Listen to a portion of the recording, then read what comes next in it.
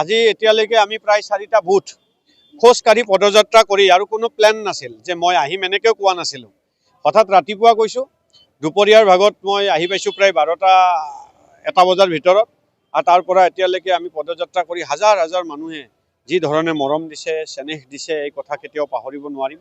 আৰু এইবাৰ নিশ্চিত 40 নং টিহু সমষ্টিত কংগ্ৰেছৰ জয় হ'ব আৰু অসমত গৌৰৱ গগৈৰ নেতৃত্বত যে এখন কংগ্ৰেছ চৰকাৰ হ'ব, এই কথাটো পৰিস্ফুট হৈ উঠিছে। কাৰণ দিছপুৰেই চাওক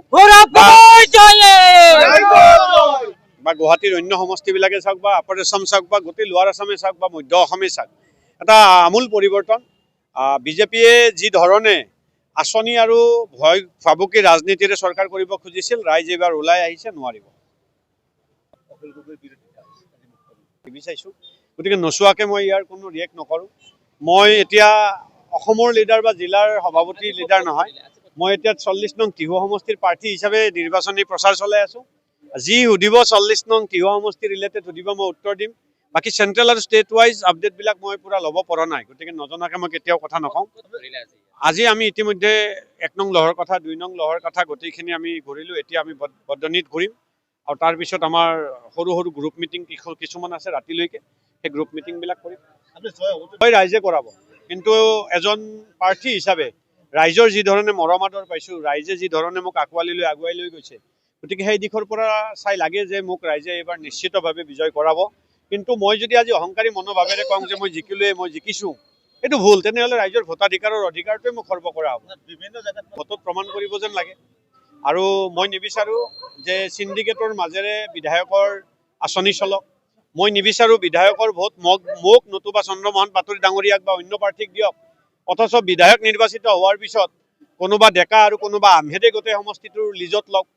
গতিকে ডেকা আৰু আহমেদক ভোট নিদিয়াকৈ যদি সমষ্টিৰ গোটেই দায়িত্ব কোনোবা এজন ডেকা আৰু কোনোবা এজন আহমেদে গোটেই সমষ্টিটোৰ ঠিকা ল'ব পাৰে, তেনে ঠিকাদাৰী ছিষ্টেমৰ বিধায়ক লাগে নে ৰাইজৰ লগত সদায় থাকিব খোজা সাধাৰণ পৰিয়ালৰ, এটা দুখীয়া পৰিয়ালৰ পৰা অহা এজন যুৱক, যোনে দিনে ৰাতি ৰাইজৰ মাজত থাকিবলৈ চেষ্টা কৰিছোঁ আৰু আজিও প্ৰতিশ্ৰুতি দিছোঁ আৰু প্ৰতিজ্ঞা কাঢ়িছোঁ যে বিজয়ী হ'লেও ৰাইজৰ মাজত এনেকৈয়ে থাকিম, অন্ততঃ কাকো ঠিকা ছিষ্টেমত বিধায়ক পদটো মই দি থৈ নাযাওঁ।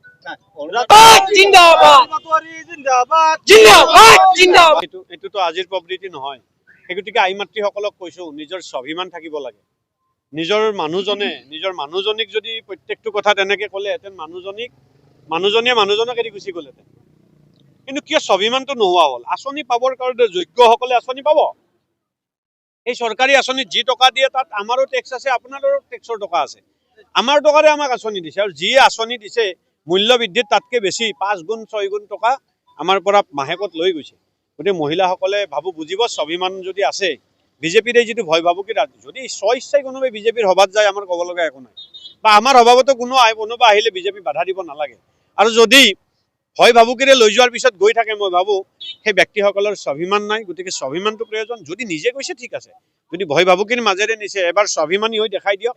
এবাৰ যেতিয়া ভয়টো নোহোৱা হৈ যাব, তেনেহ'লে অট'মেটিকেলি নিজৰ স্বাভিমানো ঘূৰি আহিব, নিজে সন্মান অটুট ৰাখি আঁচনিও পাব। আমাৰ গৌৰৱ গগৈ ডাঙৰীয়াই কৈছে যে আঁচনি আমিও দিম, পাবলগীয়াসকলক আঁচনি আমিও দিম, কিন্তু আমি কেতিয়াও মাহত 20 দিন 15 দিন আমাৰ সভাত যাবৰ কাৰণে আমি আপোনালোকক কম্পেল নকৰোঁ, অৰ্থাৎ বাধ্য নকৰোঁ। গতিকে বাধ্য নকৰাম। গতিকে আপোনালোকে আমাক ভোট দিলেও আঁচনি পাব, কংগ্ৰেছ চৰকাৰ আহিলেও আঁচনি পাব, কিন্তু আমি সদায় মিটিঙত নি মহিলাসকলক হাৰাশাস্তি নকৰোঁ।